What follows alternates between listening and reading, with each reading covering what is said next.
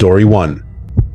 Hey, so this is something that happened to me a few years back, and I still get chills thinking about it. My name's Ethan Carter, and at the time, I was 21. Just a college kid crashing at my parents' place during summer break. They've got this gorgeous house out in the suburbs of Seattle, Washington, right by Lake Whitefish. It's one of those upscale neighborhoods where the properties are huge, and the neighbors aren't exactly close by. The lake's literally in our backyard, and on the other side, there's a small town park, but it's quiet most of the time. My parents are well off, with a couple of homes, so they were often off at their beach house or traveling, leaving me to hold down the fort. I didn't mind too much. Big house, free food, what's not to love? But being alone in that place at night, yeah, it could feel a little eerie. It was a random summer night, probably a Tuesday or something, since I wasn't out partying. I was in my favorite spot in the house, the sunroom out back. It's this cozy, glassed-in room with a killer view of the lake. And in the summer, it's the best. I'd crank open all the windows, let the breeze roll in, and just chill.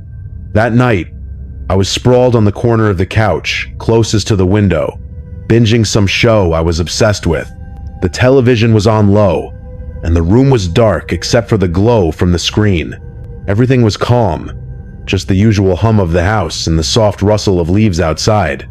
Then, out of nowhere, I heard it. A splash. Like a real splash, coming from the lake. At first, I didn't think much of it. We've got geese and ducks out there, and sometimes they get into it, flapping around and making a racket.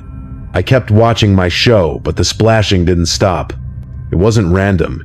Either .it was steady, like something big was moving through the water.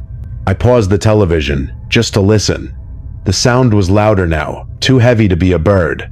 My heart gave a little kick, but I told myself it was probably nothing, maybe a fish or something. Still, it was weird enough that I got up, leaned toward the open window, and really focused. That's when I heard it, humming. A man's voice, low and kind of aimless, like he was just singing to himself. My stomach did a flip.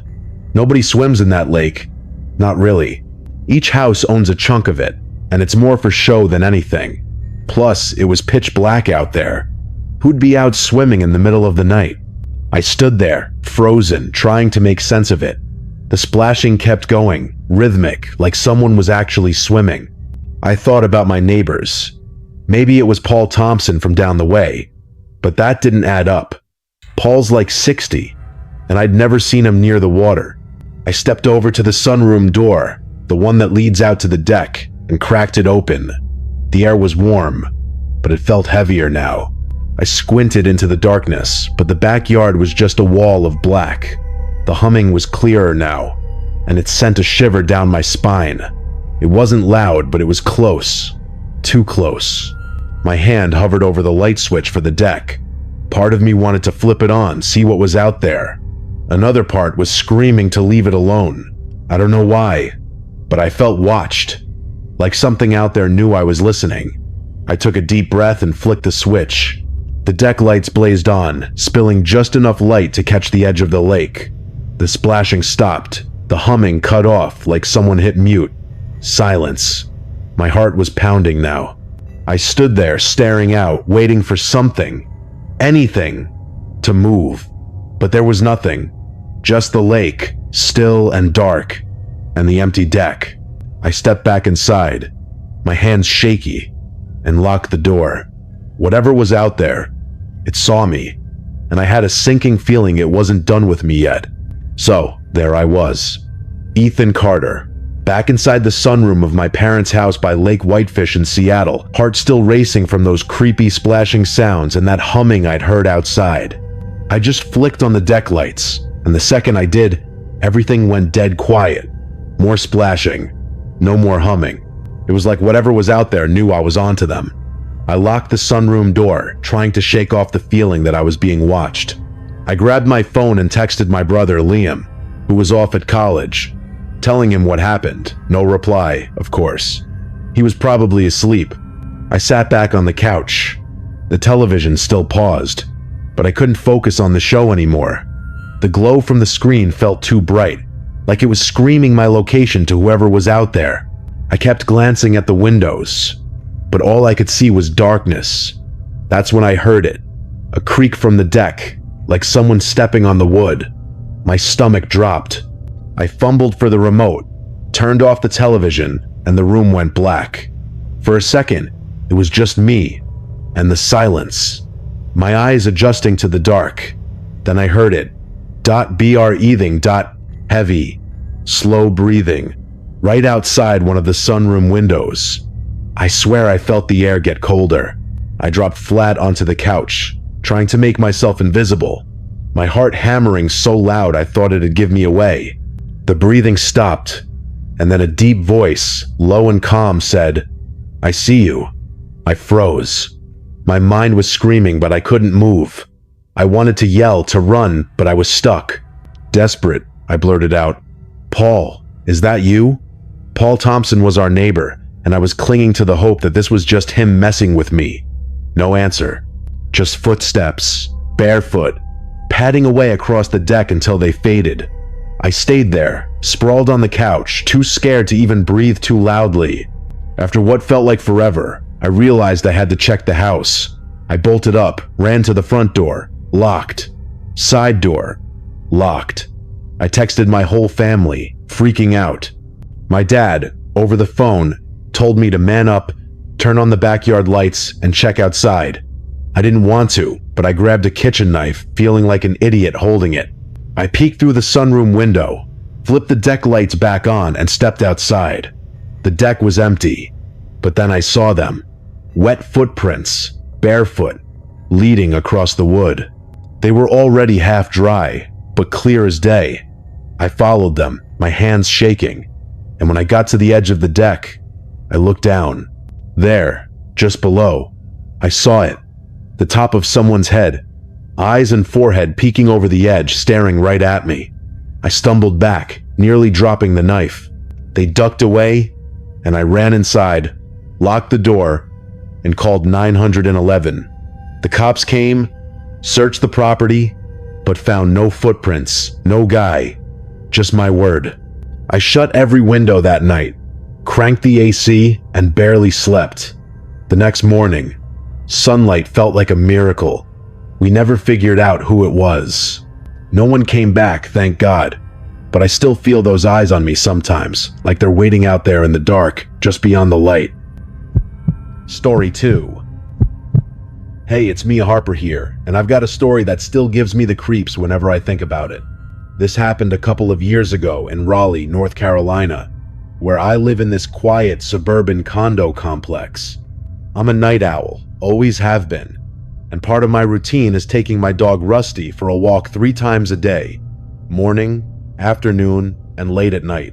The night walk is always the same route, out the driveway, through the cul-de-sac, and into the condo's parking lot. It's a dark, open space with no streetlights, so I carry a flashlight. Usually, it's just me, Rusty, and the crickets. Nothing ever happens, which is why this one night still messes with me.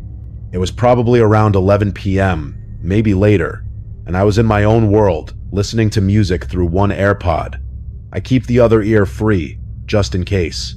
Rusty was sniffing around, doing his thing, as we crossed into the parking lot. The air was warm, sticky, typical Carolina summer. I wasn't paying much attention, just vibing to my playlist, when I caught something, a faint voice, like someone talking up ahead. It didn't register at first. I thought it was my music or maybe my imagination, but then it came again, clearer this time. A single word, help. My stomach did a little twist. I stopped dead in my tracks, pulled out my AirPods, and just listened. The parking lot was pitch black, except for the beam of my flashlight cutting through the dark. Rusty didn't seem to notice anything, still sniffing the grass. I told myself it was nothing, maybe a neighbor's television or kids messing around, but it didn't feel right. The voice had this weird quality, like it was muffled, not quite human. I stood there, straining to hear it again, and sure enough, it came. Soft, almost whispering, help. It was coming from the direction of the parked cars, maybe 20 feet away. My heart started picking up. I swung my flashlight around, the beam bouncing off SUVs and trucks. But there was nothing. No one. Just rows of silent cars glinting in the light. I thought about calling out, but something in my gut told me not to. Instead, I took a few steps forward, real slow, like I was testing the water. Rusty stayed close, his leash taut. The air felt heavier now, like the darkness was pressing in. I kept telling myself it was all in my head, that I was being paranoid. But that voice.it wasn't normal. It didn't sound desperate or scared, like someone actually needing help. It was flat, mechanical almost, like it was just saying the word. I stopped again, right by the edge of the lot, and scanned with my flashlight one more time. Still nothing. But the feeling of being watched was crawling up my spine, like eyes were on me from somewhere in the dark. I couldn't shake it. Part of me wanted to keep going, to figure out what was up, but another part was screaming to get out of there. Rusty tugged at the leash, oblivious, but I was frozen, caught between curiosity and this growing dread that whatever was out there wasn't something I wanted to find. I didn't know it then, but that was just the start of the weirdest, scariest night of my life. So, there I was, Mia Harper, standing in the dark parking lot of my condo complex in Raleigh, North Carolina, with my dog Rusty by my side, my flashlight shaking in my hand. I just heard that eerie help whispered from somewhere among the parked cars, and my whole body was screaming that something was wrong. The voice wasn't right, .it. Sounded like a kid, but not quite, like it was trying too hard to sound human. I was rooted to the spot, torn between wanting to know what was going on and wanting to bolt. The air felt thick, like it was pressing down on me, and that feeling of being watched was so strong I could barely breathe. I swung my flashlight again, the beam catching the glint of car windows, but there was still nothing, just silence. Then, out of nowhere, it came again. Help. Louder this time, and it hit me like a punch. It was coming from my left, where a row of big trucks and SUVs was parked. My heart was hammering now, and before I could think, it repeated, "Help! Help! Help!" 3 times, each one exactly the same. No panic, no emotion, just flat and wrong. That's when Rusty finally reacted. His ears perked up, and he turned toward the sound, his body tense. That was it for me. If my dog was spooked, I was done. I took a step back, my flashlight darting everywhere, and I swear I saw something. A flicker of movement between 2 trucks, too quick to be sure. My stomach dropped. I wanted to scream, but my throat was tight. All I could think was that whatever was out there, it wasn't a kid. It wasn't someone needing help. It was something else. Something that knew I was here. Alone. In the dark. I yanked Rusty's leash, and we started moving. Fast. Back toward the condo. My legs felt like jelly, but I forced them to go. The whole time I kept looking over my shoulder, expecting to see something. Someone. Right behind me. The parking lot felt endless, like it was stretching out to trap me. When we finally hit the driveway, I was practically running, Rusty keeping pace. I didn't stop until we were inside, slamming the door and locking it. My hands were shaking as I leaned against the wall, trying to catch my breath. I told my mom, Susan, everything, my voice all over the place. She looked confused, maybe a little scared, and asked if I was sure it wasn't just my imagination. I told her about Rusty's reaction, how that voice wasn't normal. We talked about calling the cops, just in case someone was out there, but she didn't think it was worth it since I didn't see anyone. I couldn't sleep that night. Every creak in the condo made me jump, and I kept replaying that voice in my head. Was it a prank? A trap? Something worse? I don't know, but it felt like whatever was out there wanted me to come closer, and I'm so glad I didn't. To this day, I don't walk Rusty through that parking lot at night anymore. I stick to the main road, where there are lights and people. But sometimes, when it's quiet, I still feel like something's watching me, waiting for me to step back into the dark. I never found out what was out there, and honestly, I hope I never do. Story 3. Hey, it's Noah Bennett here, and I want to tell you about something that happened when I was a kid, something that still haunts me. I was about 10 years old, living with my parents, David and Emily, in this old house tucked away in the woods near Asheville, North Carolina. Our place was surrounded by trees on 3 sides, with a thick forest between us and any neighbors. It felt like we were in the middle of nowhere, which was cool sometimes but creepy at night, especially for a kid like me who was already scared of the dark. My room was in the back corner of the house, big for a bedroom, with windows on 2 walls looking out into the woods. It was kind of overwhelming, all that space and those dark trees staring back at me. I had this nightlight I loved, one with different color settings, and I always kept it on red because it felt warm and safe. But around 5th grade, weird stuff started happening. One night, I woke up randomly, which wasn't normal for me. I was a heavy sleeper.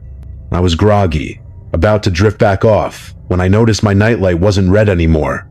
It was blue. I blinked, thinking I was dreaming, but it stayed blue. I didn't think much of it, just changed it back to red and went to sleep.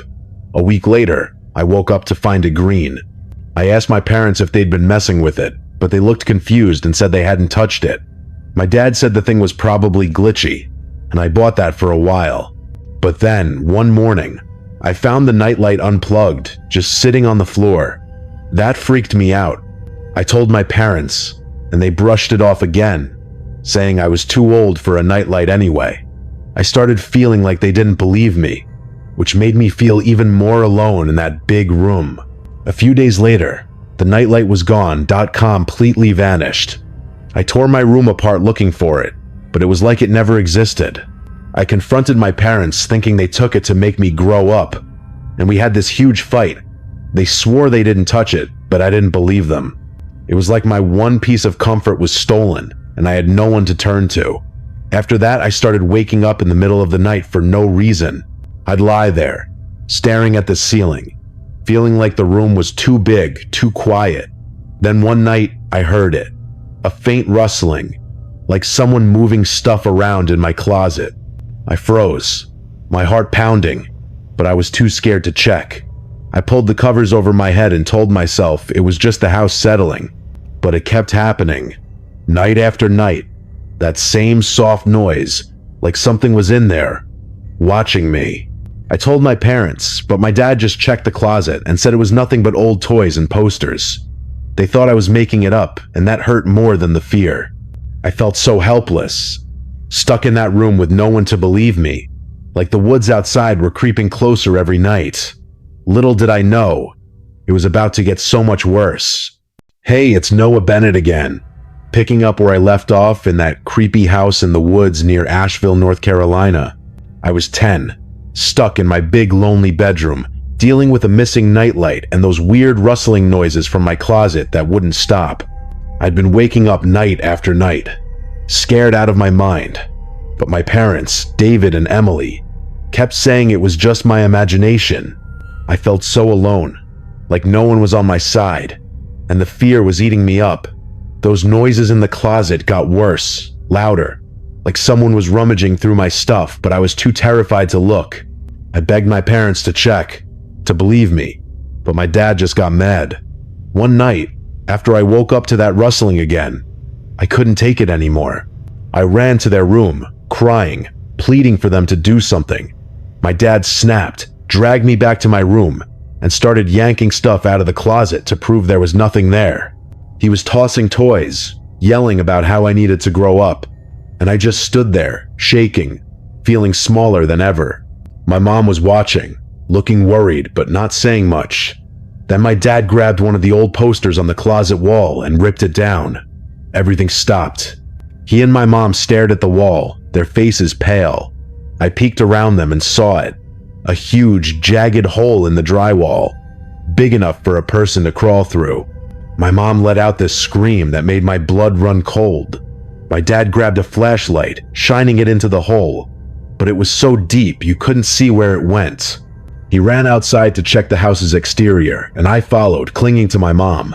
When we got to the back of the house, my dad started digging at the dirt near the foundation. That's when we found it. A small opening, barely noticeable, leading to a tunnel that went right under the house straight to my room. My heart sank. Someone had been coming into my room maybe for weeks, and I'd been sleeping there, totally unaware. My mom grabbed me, and we were out of the house that night, driving to my Aunt Claire's place. I don't think I slept at all, just sat there, replaying every creak, every rustle, wondering how long some stranger had been watching me. We moved out for good not long after. I stayed with my aunt until we found a new place, and my parents never talked about it again.